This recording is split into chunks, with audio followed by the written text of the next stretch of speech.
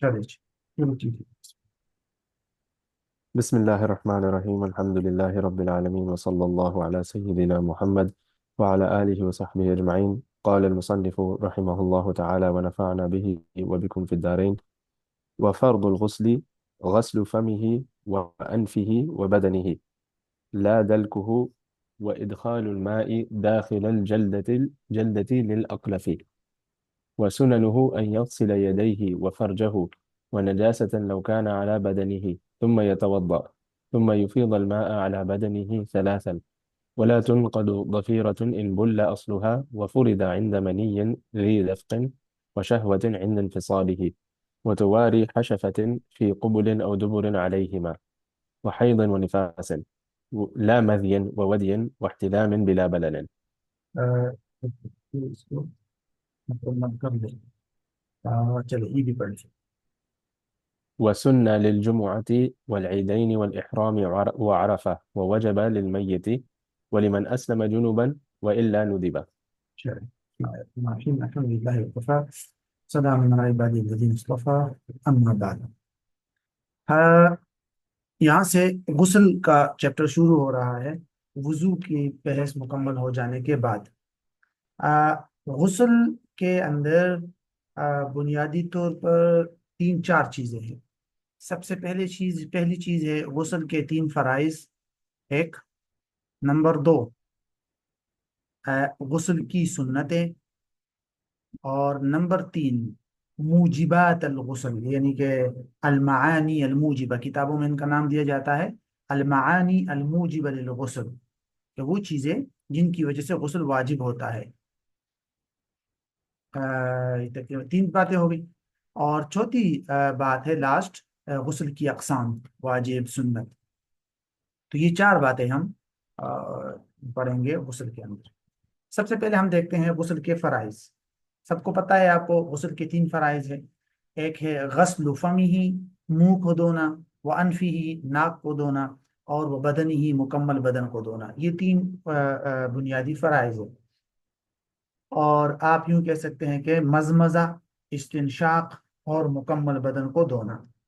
اب اس میں اصل ایک چھوٹی سی بات ذہن میں رکھ لے کہ قرآن کے اندر جو غسل کے بارے میں آیا ہے وہ ہے وَإِن كُنتُمْ جُنُبًا فَاطَّهَّرُوا، وہاں پر مبالغہ کا صیغہ آیا ہے۔ تو اس لیے علماء نے لکھا ہے کہ انسانی بدن کے اندر ہر اس جگہ کی تطہیر اور ہر اس جگہ کو دھونا ضروری ہے جس کو بغیر کسی مشکل کے یا عذر کے جہاں تک پانی پہنچانا ممکن ہو۔ تو منہ کے اندر، ناک کے اندر پانی پہنچانا ممکن ہے، اس لیے اس کو بھی فرض قرار دیا، ٹھیک ہے۔ لیکن اس اصول سے کیا کیا چیزیں نکل گئی؟ آنکھ کے اندر پانی پہنچانا نکل گیا، کان کے اندر پانی ڈالنا یہ بھی نکل گیا، ٹھیک ہے۔ اور جہاں تک جس آدمی کا ختنہ نہ ہوا ہو اور اس کے عضو تناسل پر کوئی اضافی چمڑا ہو تو اس کے اندر پانی پہنچانا ضروری ہے یا نہیں، تو ان علماء نے، کچھ علماء نے اس اصول کی وجہ سے اس کو بھی نکال دیا، ٹھیک ہو گیا۔ تو اس لیے یہ اصول ہے کہ جہاں جہاں تک یعنی ما امکن تطہیرہ یجب غسلہ، یہ اصول ہے۔ یہاں آپ یہ کہہ سکتے ہیں کہ غسل کے لیے یہ ضابطہ ہے کہ کل ما امکن تطہیرہ یجب غسلہ، تو لہٰذا اور یہ ضابطہ نکلا ہے فطہروا سے، اور اس کے اندر منہ اور ناک تو شامل ہے لیکن آنکھ کے اندر پانی ڈالنا اس کے اندر شامل نہیں ہوگا۔ یہ ضابطہ یہاں سے آپ نکال سکتے ہیں۔ اب آگے آ جائیے، لا دلکہ، بدن کو ملنا ضروری نہیں ہے غسل کے اندر۔ اس میں آپ کو پتہ ہے امام مالک رحمہ اللہ کا اختلاف ہے، ٹھیک ہے۔ وہ بدن کے اندر ملنے کو لازم قرار دیتے ہیں اور وہ قیاس کرتے ہیں اس کو ثوب پر، کپڑوں وغیرہ کے پاکی پر، لیکن حنفیہ کہتے ہیں کہ نہیں، جو ہے دلک ہے وہ دھونا ضروری، یعنی کہ ملنا، بدن کا ملنا ضروری نہیں ہے، کیونکہ غسل تو ایک الگ فعل ہے، پانی مطہر ہے اپنی طبیعت میں، تو وہاں پر ملنا وشلنا ضروری نہیں ہے۔ اور دوسری بات یہ بھی ہے کہ کپڑوں وغیرہ اور بدن میں فرق ہوتا ہے۔ بدن کا جو نجاست ہے وہ حدث ہے، اور کپڑوں کا تو نجاست ہے، وہاں نجاست سے دور کرنا ہوتا ہے، اور یہاں انسانی بدن کے اندر اوپر نجاست نظر نہیں آتی، یہ تو حدث ہے، یہ نجاست نہیں ہے۔ تو بہرحال یہ مالکیہ کی رائے۔ وَإِدْخَالُ الْمَاءِ داخل الجلد للأقلف، اقلف جو ہے، یہ جو ورڈ ہے لاسٹ میں، ٹھیک ہے، یہ اقلف کہتے ہیں اس آدمی کو الذی لم یختن، جس کا ختنہ نہ ہوا ہو. تو جب ختنہ نہیں ہوا ہوتا تو اس کے عضو تناسل کے اوپر اضافی چمڑا ہوتا ہے. ٹھیک ہے. اب اس اضافی چمڑے کے اندر پانی پہنچانا ضروری ہے یا نہیں؟ پوائنٹ ہے نا. تو اس اضافی چمڑے کے اندر پانی پہنچانا ضروری ہے یا نہیں؟ تو آپ کو جو میں نے اصول بتایا تھا کہ کل ما امکن تطہیرہ یجب غسلہ والا فلا، تو کچھ تو اس اصول کو یہاں اپلائی کرنے میں علماء کا اجتہاد مختلف ہو گیا. کچھ علماء نے، حنفیہ میں سے کچھ علماء نے کہا کہ بھئی یہاں امکن تطہیرہ ہے، اس لیے غسل کے اندر یہاں اندر پانی پہنچانا ضروری ہے. لیکن دوسری طرف کچھ علماء نے کہا نہیں، یہ امکن تطہیرہ میں نہیں آتا، مشکل ہے، اس لیے اس کے اندر پانی پہنچانا ضروری نہیں ہے. اور اسی بات میں بھی اختلاف ہو گیا کہ وہ جو چمڑا ہے اس کے اندر والا حصہ وہ انسان کے داخلی جسم کے حکم میں ہے یا خارج کے حکم میں ہے. اگر تو خارج کے حکم میں ہے تو پھر تو اس کو غسل کے اندر دھونا بھی ضروری ہوگا، اور اگر وہاں تک پیشاب کا قطرہ آ جائے تو وضو بھی ٹوٹ جانا چاہیے. ہے نا، ایک رائے یہی ہے. دوسری رائے یہ ہے کہ نہیں، وہ جو چمڑے کے اندر والا حصہ ہے، ختنے والے چمڑے کے اندر، وہ چونکہ انسانی جسم کا باطن ہے، لہٰذا وہاں اگر پیشاب کا قطرہ آ جائے تو وضو بھی نہیں ٹوٹے گا، اور غسل کے اندر وہاں تک پانی پہنچانا بھی ضروری نہیں ہوگا. یہ دونوں اقوال موجود ہے. اس میں راجح قول یہ ہے کہ غسل کے اندر اندر تک پانی پہنچانا ضروری تو نہیں ہے، لیکن بہتر ہے احتیاطاً. اسی طرح اگر وہاں تک پیشاب کا قطرہ آ جائے تو وضو ٹوٹے گا تو نہیں، لیکن احتیاطاً بہتر یہ ہے کہ وضو کر لیا جائے. تو راجح قول یہی ہے کہ پانی وغیرہ پہنچانا اندر ضروری نہیں ہے. یہاں امام قدور صاحب کنز نے جو اوپینین اختیار کیا ہے وہ یہی ہے. ٹھیک ہے کہ لا دلکہ ولا، یہاں لا دوبارہ ہے، ولا ادخال الماء، اور اسی طرح پانی کو داخل کرنا بھی ضروری نہیں ہے. داخل الجلد للاقلف، غیر مختون شخص جس کا ختنہ نہ ہوا ہو اس کے لیے چمڑے کے اندر پانی داخل کرنا بھی ضروری نہیں ہے. ٹھیک ہے. تو بہرحال یہاں سے جو ضابطہ نکلا ہے اس کو ذہن میں رکھ لیجئے گا. اب آتے ہیں ہم غسل کے سنن کی طرف. اچھا، وہ سنن ہوں، غسل کی سنتیں کیا ہے؟ یہاں ایک چھوٹی سی بات ذہن میں رکھ لے، کچھ بڑی کتابوں کے اندر آپ کو ملے گا یہ. علماء نے ایک ضابطہ لکھا ہے کہ ما کان سنت فی الوضوء فہو سنت فی الغسل. ایک ضابطہ ہے کہ ما کان سنت فی الوضوء، ما کان سنتا فی الوضوء فہو سنت فی الغسل، کہ وضو میں جو سنتیں ہیں وہ غسل میں بھی ہے. مثال کے طور پر غسل سٹارٹ کرنے سے پہلے ہاتھوں کو دھونا، پانی میں ڈالنے سے پہلے نیت کرنا، بسم اللہ پڑھنا، یہ جو استقبال قبلہ، قبلے کی طرف منہ کرنا ہوتا ہے نا، اسی طرح پاک جگہ میں کھڑا ہونا تاکہ نیکی چھینٹے انسان پر نہ پڑے گندے. تو یہ سارے کے سارے سنتیں یہاں پر بھی ہے، علماء نے لکھا ہے. تو اس لیے ایک چھوٹا سا ضابطہ ہے یہ. ہاں یہ الگ بات ہے کہ کچھ غسل کے اندر ایسی سنتیں ہیں جو وضو میں نہیں ہے، جیسے آپ آگے پڑھیں گے کہ بدن کے اوپر نجاست لگی ہے تو اس کو دھو لے وغیرہ وغیرہ. لیکن یہ ایک ضابطہ ہے کہ جو چیز وضو میں سنت ہے وہ غسل میں بھی سنت ہے. اچھا، ایک ایک پوائنٹ ہو گیا. اچھا، باقی اس کے اندر کوئی ایسے اضافی پوائنٹ نہیں ہے. ذرا دیکھیے اس کو. کہتے ہیں غسل کی سنتیں یہ ہیں کہ ان یغسل یدیہ، کہ پھر اپنے ہاتھوں کو دھوئے، وفرجہ، اور اپنی شرمگاہ کو بھی دھوئے. یعنی یہ ترتیب بتا رہے ہیں آپ کو، مسنون غسل کا طریقہ بتا رہے ہیں آپ کو. ٹھیک ہے، مسنون غسل کا ایک طریقہ ہے ترتیب کے ساتھ. سب سے پہلے ہاتھوں کو دھوئے، یعنی بعض علماء نے یہ بھی لکھا ہے نا کہ پہلے وضو کرے، مکمل جو وضو کا طریقہ ہے، اور پھر ہاتھوں کو دھوئے، فرجہ، اپنی شرمگاہ کو دھوئے. سوری، وضو تو آگے آئے گا، یہ وضو سے بھی پہلے ہے. پہلے ہاتھوں کو دھوئے، وفرجہ، پھر شرمگاہ کو دھو لے، ونجاستن، اور اس ناپاکی کو بھی بدن سے پاک کر لے، دھو لے، لو کانت علی بدنہ، اگر بدن پر کوئی نجاست ناپاکی لگی ہوئی ہے تو. یہ تین جہاں کام جب کر لے، ثم یتوضا، پھر عام طریقے کے مطابق وضو کر لے. اور اس کے بعد ثم یفیض، ان پر آیا ہے نا عطف، ثم یفیض الماء، اور پھر پانی بہا دے، علی بدنہ، اپنے بدن پر 3 مرتبہ. اور اس میں بھی علماء نے پھر طریقہ بتایا ہے کہ ایک مرتبہ پانی جو ہے وہ دائیں کندھے کی طرف پانی مکمل بہا دے، پھر بائیں کندھے پر، پھر درمیان پر، سر کے اوپر بھی مکمل پانی بہا دے. اس طرح مکمل بدن جو ہے وہ گیلا ہو جائے گا. ٹھیک ہے. اور یہ حضرت میمونہ رضی اللہ تعالیٰ عنہ سے اس طرح کی کچھ روایات منقول ہے جو آپ صلی اللہ علیہ وسلم کی کے غسل کے طریقے کو بتاتی ہیں وہ روایات، تو اس کے اندر یہ پوائنٹ موجود ہے. ٹھیک ہے، یہاں تک ہو گیا. اب آ جائے لاسٹ لائن، وَلَا تُنْقَضُ ظَفِيرَةٌ إِنْ بَلَّ أَصْلُهَا، اور ان چوٹیوں کو نہیں کھولا جائے گا. ولا تنقضوا، اور عورت کی، یعنی کہ ان چوٹیوں کو. اچھا، یہ دو طریقے سے پڑھا جا سکتا ہے. ٹھیک ہے، آپ یوں کہہ سکتے ہیں، اس کو مجہول پڑھیں، لا تنقض ظفیرۃ ان بل اصلها، کہ چوٹیوں کو، جو بالوں کے اندر عورتیں چوٹیاں لگاتی ہیں نا، چوٹیاں بناتی ہیں، ان چوٹیوں کو نہیں کھولا جائے گا ان بل اصلها، اگر اس کی جڑیں تر ہو جائے. یعنی ایک عورت غسل کر رہی ہے، ٹھیک ہے، اور اس نے بالوں کے چوٹیاں بنائی ہیں، تو ان چوٹیوں کے اندر اگر پانی نیچے جڑوں تک، چمڑے تک پہنچ گیا ہے، تو ان چوٹیوں کو کھول کے ہر ہر بال کو گیلا کرنا کوئی ضروری نہیں ہے. پوائنٹ سمجھ آیا اس لائن کا؟ یہ تو آسان ہے کہ چوٹیوں کو نہیں کھولا جائے گا اگر اس کی جڑوں تک پانی پہنچ گیا ہے. یہاں ایک دو چھوٹی سی بات بلکہ ایک ہی بات ہے.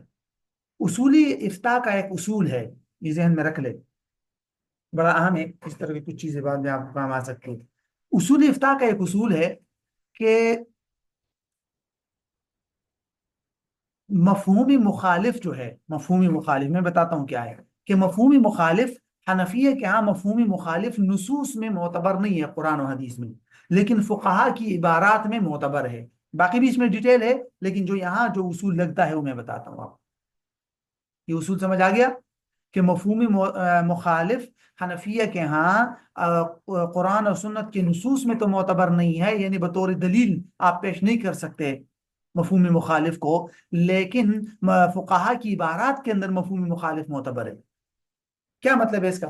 مطلب یہ ہے، مفہومی مخالف کس کو کہتے ہیں کہ آپ نے کوئی بات مینشن کی تو اس کا جو اپوزٹ نکلے گا، جو مفہوم اور جو انڈرسٹینڈنگ یا جو میننگ اس کے اپوزٹ نکلے گی، اس کو آپ دلیل کے طور پہ پیش کر سکتے ہیں یا نہیں. پوائنٹ سمجھ آیا؟ فار ایگزامپل کہ حدیث میں آیا ہے کہ فی الصائمتی زکاتن، فی الصائمتی زکاتن، کہ ایسی بکریوں میں زکات ہے جو سال بھر میں مفت اور فری کا چارہ اور کھانا پینا فری میں کھاتی ہو زیادہ تر ٹائم. سائمہ اس بکریوں کو کہتے ہیں کہ فی الصائمتی زکاتن، ایسی بکریوں میں زکات واجب ہے جو بکریاں سال میں زیادہ ٹائم فری کا چارہ اور فری کے پتے کھاتی ہو. اب یہ تو سائمہ کا ذکر ہے یہاں، تو اس کا اپوزٹ کیا نکلے گا کہ سائمہ کے علاوہ دیگر بکریوں میں زکات نہیں ہے. اپوزٹ یہ نکلا نا، اسی کو مفہومی مخالف کہتے ہیں. اس کو کیا کہتے ہیں؟ مفہومی مخالف، کہ ایک بات مینشن ہوئی تو اس بات کو اپوزٹ کر کے جو میننگ آپ نکالیں گے وہ مفہومی مخالف ہے.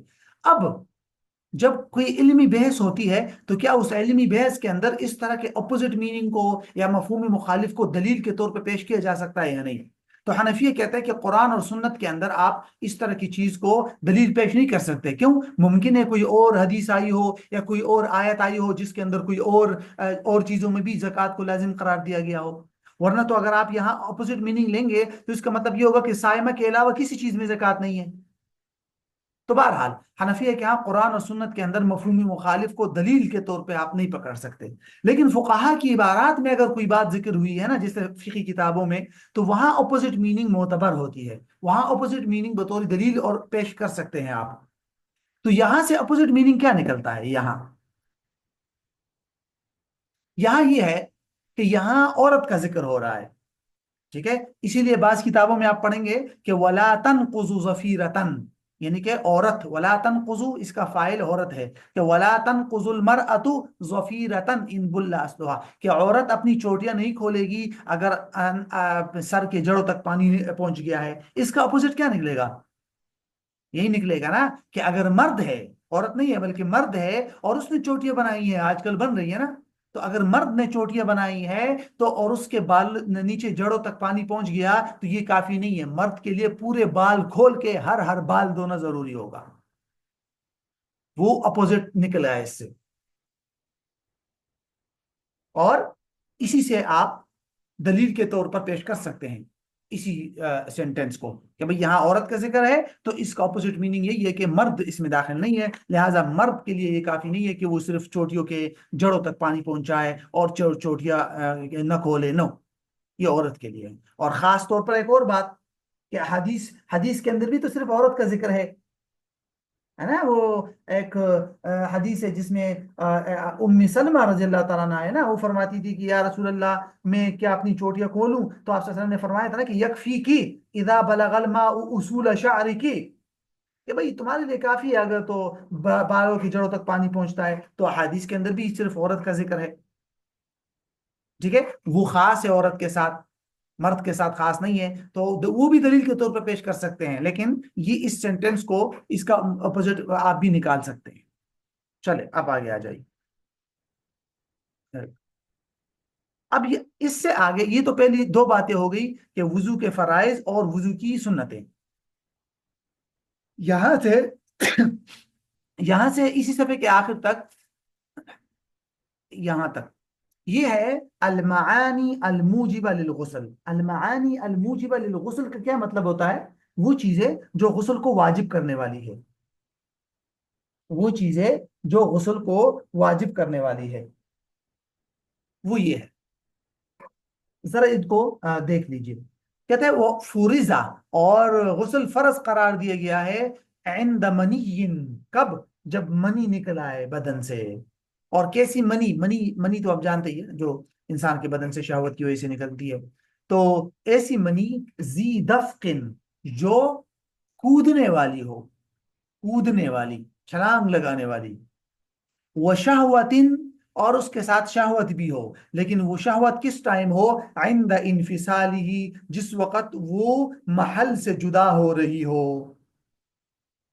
جس وقت وہ منی محل سے جدا ہو رہی ہے. تو غسل فرض ایسی منی کے نکلنے کے وقت جو کودنے والی ہو، شہوت والی ہو، اپنی جگہ سے جدائی کے وقت. پہلے اس لائن کو دیکھتے ہیں ہم. ٹھیک ہے، یہاں جو پوائنٹ ہے وہ ایک بات تو سمپل ہے کہ بھئی ایسے منی کی وجہ سے انسان پر غسل واجب ہو جاتا ہے جب انسان کے بدن سے شہوت کے ساتھ اور چھلانگ لگا کے باقاعدہ منی نکل جائے. ہاں، اسی کو تو جنابت کہتے ہیں نا، وَإِن كُنتُمْ جُنُبًا فَطَهَّرُوا. لیکن یہاں ایک دو باتیں ہیں. ایک تو امام شافعی رحمۃ اللہ علیہ کے اوپینین، وہ فرماتے تھے کہ بس بدن سے منی اگر نکل جائے بغیر کسی شہوت کے بھی تو بھی غسل واجب ہو جائے گا، بغیر کودنے والے ہو، نہ شہوت ہو، نہ منی جو ہے وہ کودنے والی ہو. ٹھیک ہے، کود کر نکلنے والی ہو، دونوں صورتوں میں وہ کہتے ہیں کہ غسل واجب ہو جائے گا. جبکہ حنفیہ کے ہاں دفق ضروری ہے، دفق، کود کر نکلنے والی، چھلانگ لگا کے. اب ان دونوں میں کیا رزلٹ کیا نکل سکتا ہے؟ رزلٹ یہ ہے کہ ہوتا ہے نا بسا اوقات کہ ایک آدمی اللہ نہ کرے ایک جگہ سے گر گیا، چھت سے گر گیا، یا کبھی کبھی کوئی اس طرح سخت زخم لگ جاتا ہے کمر پہ جس کی وجہ سے انسان کی منی نکل آتی ہے. ٹھیک ہے، تو اس طرح کی صورتحال میں حنفیہ کے ہاں غسل واجب نہیں ہوگا، شافعیہ کے ہاں غسل واجب ہو جائے گا. ٹھیک ہے، اور ان کی دلیل وہی حدیث ہے کہ الماء من الماء، کہ بھئی غسل واجب ہوتا ہے ہر قسم کے پانی سے. تو ہم نے ان کو بتایا اگر ہر قسم کے پانی سے غسل واجب ہوتا ہے پھر تو پیشاب سے بھی غسل واجب ہوگا، وہ بھی پانی ہے ایک قسم کا. منی اور وضی اور ودی اور ان سے بھی پھر غسل واجب ہوگا. لیکن بہرحال حنفیہ کے ہاں ایسی صورت میں جو ہے وہ دفق ضروری ہے، اور وہ بھی خروج بالشہوہ، کیونکہ کچھ احادیث کے اندر باقاعدہ لذت کا لفظ موجود ہے کہ اتجد بذلک لذتا. ٹھیک ہے، اور حنفیہ کہتے ہیں لذت تب ہوتا ہے جب شہوت اور دفق بھی ہو. بہرحال دوسرے پوائنٹ اسی لائن میں یہ بھی ذہن میں رکھنی ہے، یہ والا کہ اس سلسلے میں بھی حنفیہ کے اندر آپس میں بھی اختلاف ہے کہ امام صاحب اور امام محمد رحمہ اللہ علیہ کا اوپینین یہ ہے کہ غسل اس منی سے واجب ہوگا کہ جو بس جس میں شہوت ہو، یعنی پیچھے کمر والے سائڈ سے جو اصل محل ہوتا ہے منی کا، اس وقت سے نکل رہی ہو منی اور کچھ شہوت انسان نے محسوس کر لی تو بس غسل واجب ہو جائے گا. ٹھیک ہے، جب آگے عضو تناسل یا پیشاب کی نالی سے جب منی نکل رہی ہو اس وقت بھی شہوت ہو، یہ ضروری نہیں ہے. جس وقت آ رہی ہو نا اوپر سے تو اس وقت شہوت کافی ہے، آگے نکلنے کے وقت شہوت کا ہونا ضروری نہیں ہے امام صاحب اور امام محمد رحمہ اللہ کے ہاں. جبکہ امام ابو یوسف فرماتے ہیں کہ نہیں، آگے نالی سے نکلتے وقت بھی شہوت کا ہونا ضروری ہے. یہاں جو اوپینین بیان کیا گیا ہے یہ امام صاحب امام محمد کا ہے، اور حنفیہ کے ہاں فتویٰ بھی اس پر ہے. اگرچہ ضرورت کے مقامات پر کچھ علماء نے امام ابو یوسف کے اوپینین کو اختیار کیا ہے. مثال کے طور پہ ایک آدمی ہے، جیسے اس کو شہوت محسوس ہوئی، ٹھیک ہے، اور اس کو پتہ چل گیا کہ بھئی منی آ رہی ہے، تو اس نے اپنے عضو تناسل کو زور سے پکڑا اور جیسے ہی شہوت ختم ہوئی چھوڑ دیا اور منی آرام سے نکل گئی بغیر شہوت کے، تو امام ابو یوسف کے ہاں غسل واجب نہیں ہے، اور امام صاحب اور امام محمد کے ہاں غسل واجب ہے۔ اصل چیز شہوت ہے، بس صرف یہ دیکھنا ہے کہ وہ کہتے ہیں کس وقت، تو پھر یہ اجتہادی مسئلہ ہو گیا کہ کس وقت غسل واجب ہے، ٹھیک ہے۔ تو ضرورت کے وقت کچھ علماء نے امام ابو یوسف کے قول کو اختیار کرنے کی گنجائش دی ہے۔ فار ایگزامپل ایک آدمی ہے، وہ کسی کا ہاں مہمان ٹھہرا ہوا ہے، اور اس کو رات کو جیسے ہی شہوت محسوس ہوئی، مثال کے طور پر منی آئی، تو اس نے عضو تناسل کو پکڑا۔ اب اگر وہ صبح کے وقت غسل کرتا ہے امام صاحب امام محمد کے رائے کے مطابق، تو وہاں بہت سارے اندیشے ہوتے ہیں، ٹھیک ہے، اشکالات ہوتا ہے، بسا اوقات انسان نہیں کر سکتا، جن مہمان کے میزبان کے گھر میں ایک مہمان جو ہے وہ غسل صبح کے وقت کرے تو شرم محسوس ہوتی ہے۔ تو اگر اس طرح کے کا صورتحال ہو، تو اس طرح کی مجبوری میں امام ابو یوسف کی رائے کو اختیار کیا جا سکتا ہے، کچھ علماء نے اس طرح کی اجازت دی ہے۔ بہرحال اب آگے مزید ریزن، یہ تو پہلا ریزن تھا غسل کے واجب ہونے کا، دوسرا ریزن دیکھیے، وہ تواری